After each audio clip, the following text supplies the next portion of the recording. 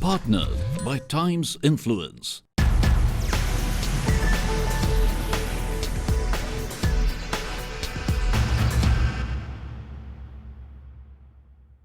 India is the sixth biggest economy of the world, where 1/3 of its people still sleep hungry. You heard that right. Unless you've already heard that before, there are many informations available which we sometimes choose to ignore. For example, many of you would know how many Bollywood films are part of the 300 crore club. And many of you would choose to not know that India is the third biggest pool of illiterates in the whole world, more than 1/3 actually, 37%. Now, who's responsible? If you think it's population, then I can tell you that as per capita income compared to other countries, there are countries which have lesser average income of its people, but their people are less illiterate and less hungrier. So what is the reason? When you have the size of the sixth largest economy, some revenues are surely coming in. But if you're not using those revenues rightly on your people, then they stay hungry, illiterate, and unemployed. There is one tool that the governments have, which is called the union budget, to decide, regulate, and control how the revenues and expenses would be dealt with. And it is, of course, called the union budget. But if the union budget is not done right, then comes the need for an alternative budget. And that's why we are here.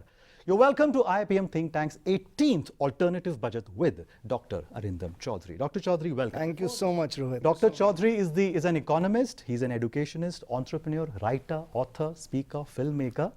He's been on the Consultative Committee of the Planning Commission of India.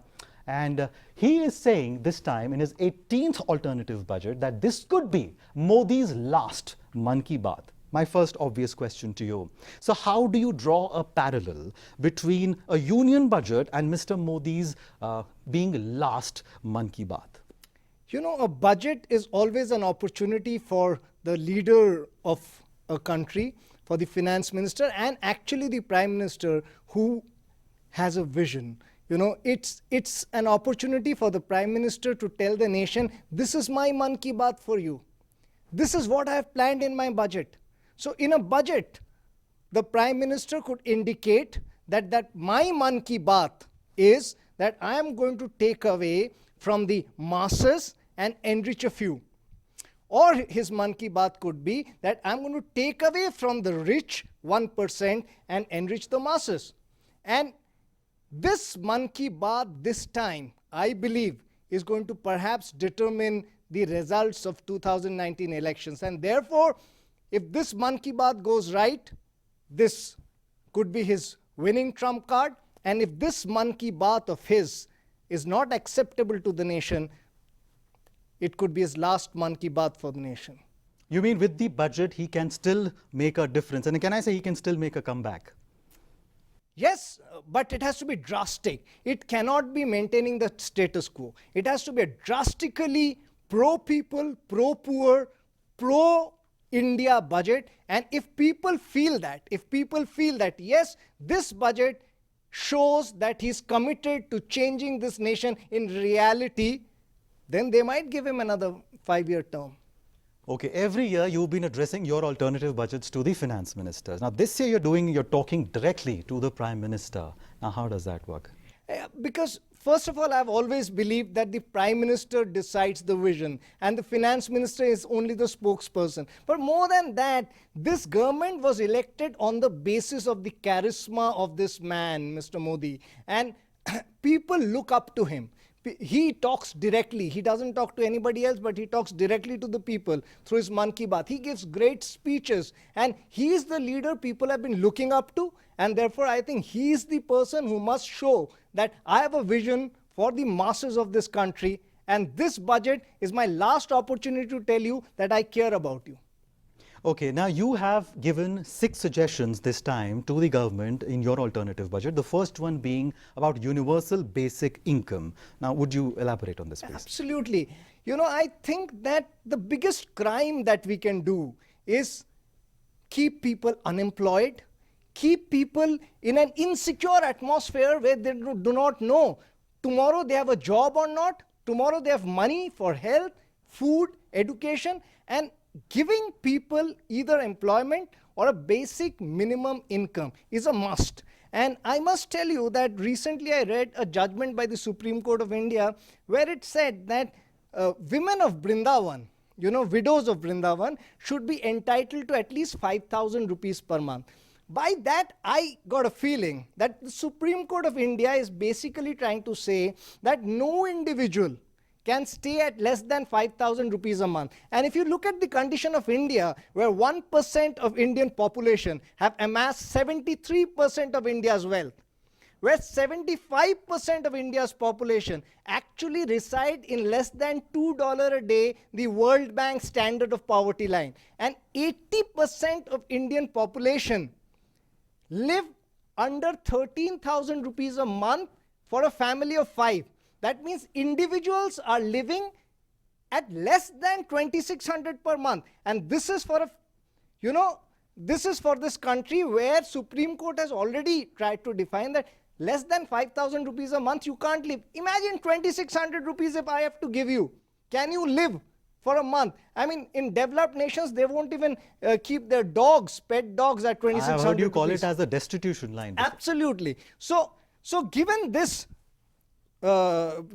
situation, I think that if you want to say that I care about you, then you actually have to give 15 lakh rupees in everybody's bank account. And you have to give it year after year. And how do you give that? Modi came into power with a promise that I am going to give you 15 lakh rupees. He couldn't give.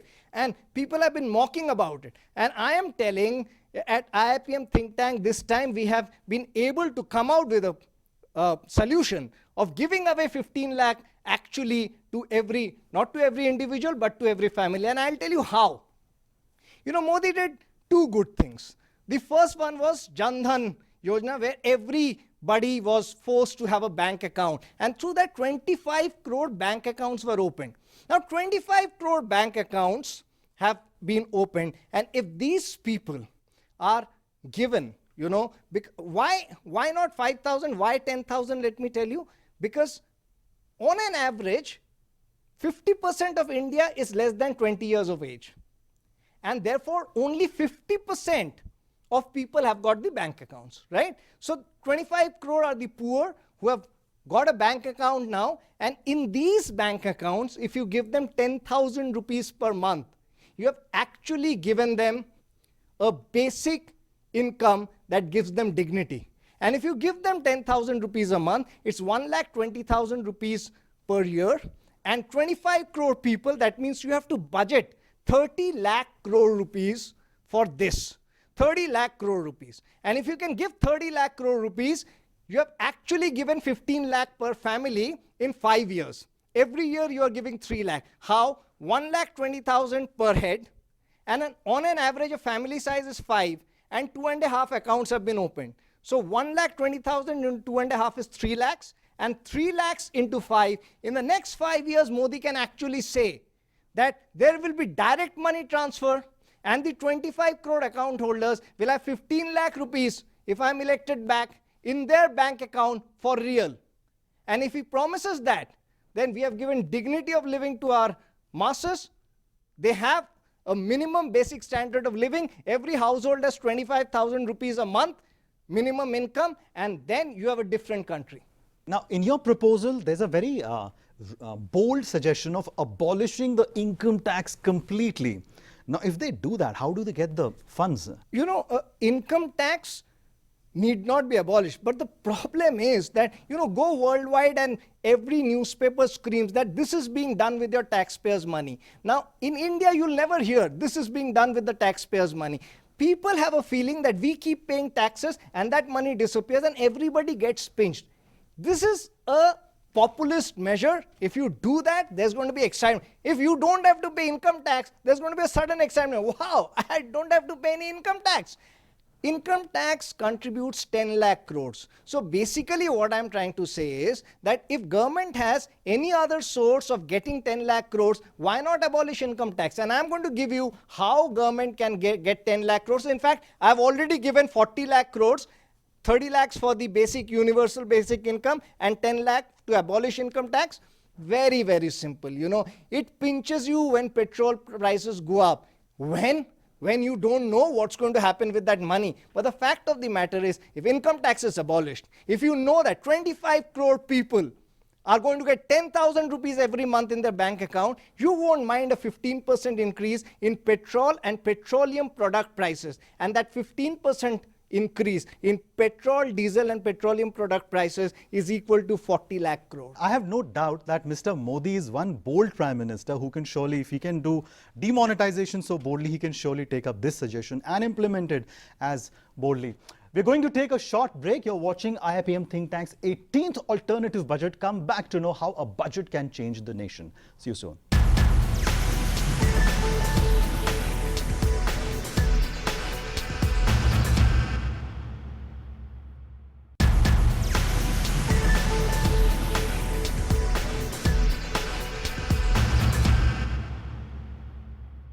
Welcome back. You're watching IIPM Think Tank's 18th alternative budget with Dr. Arindam Chaudhuri. Dr. Chaudhuri, your third big suggestion in your alternative budget is to remove urban slums.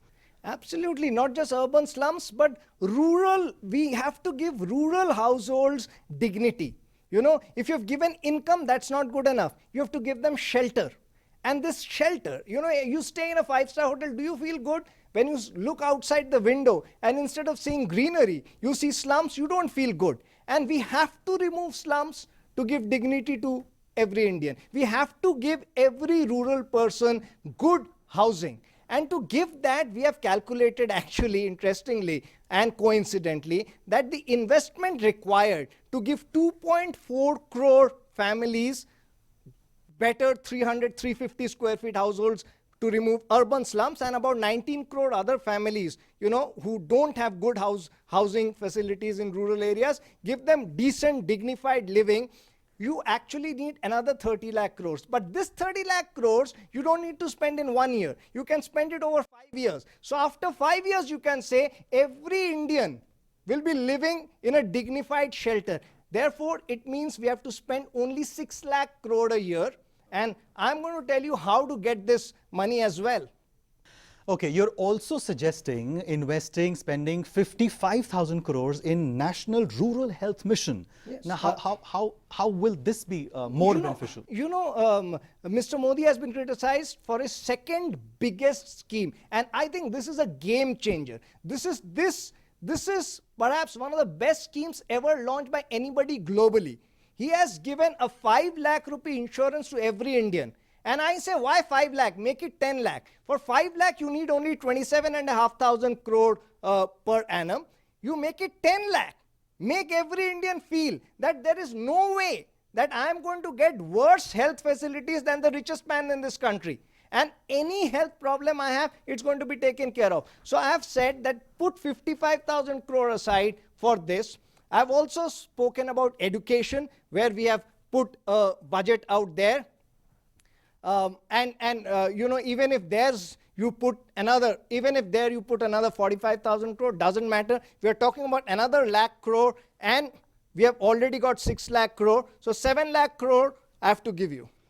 Yeah, so 1 lakh crore on education that you just mentioned. Now, education is a no-brainer. Why aren't governments already doing it? I don't know. People, it's a vested interest. If you keep people uneducated, then you can really fool them during election time by giving them false promises, alcohol bottles and everything else, instead of promising them the right things. So keeping people uneducated helps me come back to power next time again.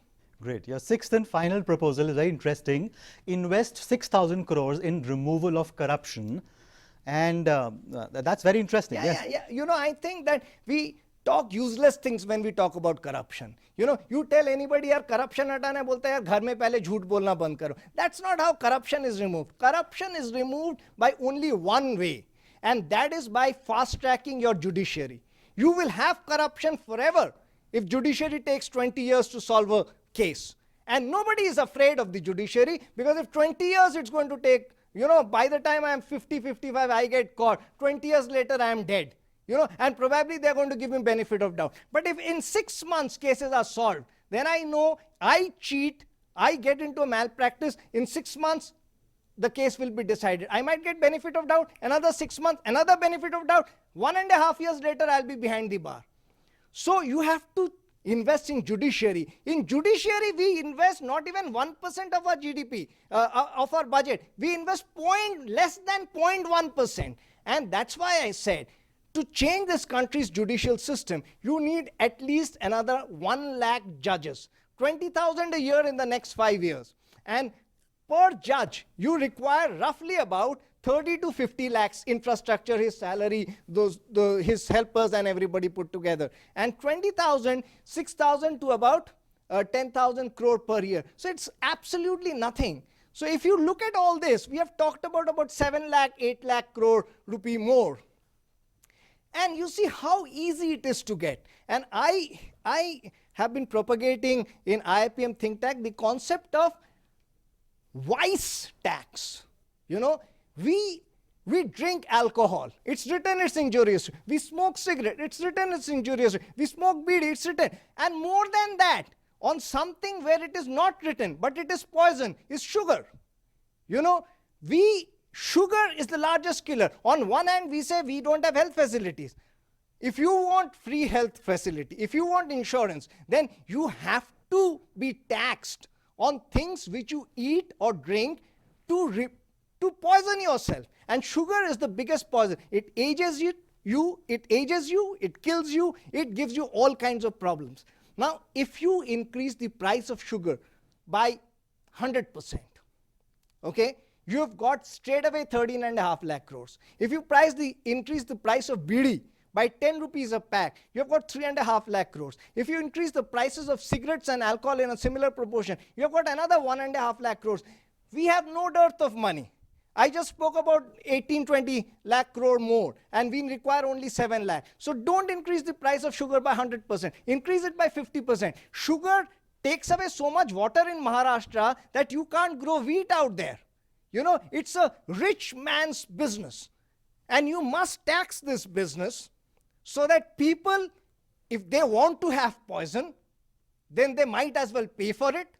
And otherwise, if they reduce consumption of sugar, it's going to bring down the health expenditure of the government by crores of rupees. So I think that for every solution, for every alternative, we have got various possibilities to mobilize resources if we have commitment for the masses. Great. With that note, we are going to hear out Dr. Malay Chaudhuri, who's the founding director of IIPM, and he has been writing alternative budgets for the last 30 years. And let's hear what he has to say. Dr. Malay Chaudhuri. We have experienced that the last 4 years, Finance Minister Jetley has given concessions after concession to the industries. For example, he has given them the concession of rupees 5 lakh crore, and he has also promised to reduce corporate tax. On the other hand, for the people who are under so-called poverty line, which is actually destitution line, and he has hardly done anything for them. I feel so grateful to him actually, you know, because for 30 years he has been, it's his entire concept is his. It's his vision. I'm just a spokesperson, you know. IIPM Think Tank was his vision. From childhood I've been seeing these alternate budgets coming out, and the kind of commitment this man carries is unbelievable. For sure. Before we wrap up, there are a few quick questions that we want to ask you. So according to you, Dr. Chaudhuri, who has been the best Prime Minister of India ever? Tough question, but a very controversial answer, Nehru. People love abusing Nehru today, but today, if I am grateful to one Prime Minister, in my Great Indian Dream book, I criticized him. But today, when I look back, looking at the current situation, if I have to be grateful to one Prime Minister, it's him. From his secularism to the pillars of democracy, thankfully, we have a country which can't be ruined that easily. And I have a lot of respect for him. His secularism and his being an agnostic is just one part of it. So a subset of the same question, which according to you is the best political ideology for the Indian economy, left, right or center? That's a tough question. I look at people's economics, and if people's economics means left, then it should be left. Absolutely. Center is very confusing. In the name of being center, you can do anything, and right is horrible. So if you were to be India's finance minister, what would be your order of priority between health, education and employment? I think health is the most important thing, because if somebody is born, he's got to live. You have to give them employment, basic income, and then you have to give them education as well. Do you think Mr. Modi is going to win 2019? Ask him to follow this alternate budget, and I guarantee that he will win. He doesn't follow this, he does something else, then this is going to be very challenging. I doubt that he will. 1.5 years back, I said the jokes are taking a U-turn, the memes are taking a U-turn, and all the jokes are now towards this side and not on Rahul. So on a lighter note, if you were to choose India's next Prime Minister from these fictional characters, who would it be? Bazigar, Dabang, Rowdy Rathore or Simba? None of these. You've picked up, similar characters to our politicians, and I don't think any of them. Maybe Shah Rukh Khan of Swadesh. Oh, that's a brilliant answer. All right, great. So what Dr. Chaudhuri is telling Mr. Modi is, give them growth and you can take their vote. Wish you all a very happy budget, and we're going to end on that note. That was poetic. Thank you. Thank you and goodbye.